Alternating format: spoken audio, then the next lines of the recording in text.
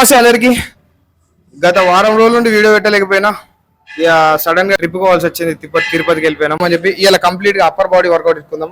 Shoulder ఇంకా chest workout చేద్దాం. ఇలా మనం ఇట్లా క్లోజ్ గ్రిప్ 1 2 3. నెక్స్ట్ వేరియంట్ వచ్చేసి incline dumbbell press.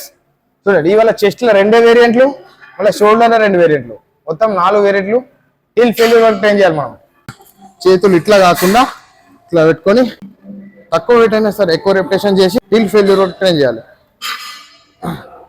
Next shoulder work out లో మనం చేసేది లాటరల్ రేస్.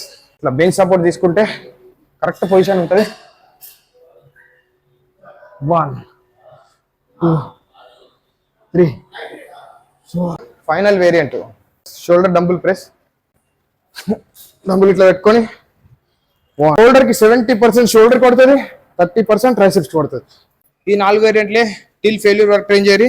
మీ షోల్డర్ ఇంకా చెస్ట్ జబర్దస్త్ అయితే జబర్దస్త్. నేను చెప్తున్నా కదా, వారం నుండి జిమ్కి రాలే కాబట్టి జిమ్ వీడియోలు పోస్ట్ చేయలేకపోయినా ఇప్పుడు ఫాలో చేసుకొని పెట్టుకోండి, ఖచ్చితంగా మీకు ఉపయోగపడుతుంది. నేను ఖచ్చితంగా రోజుకి 3 లేదా 4 వేరియేషన్లు చెప్తా. ఈ 4 వేరియేషన్ చేయండి చాలు మీ బాడీ ఫిట్ ఉండడానికి.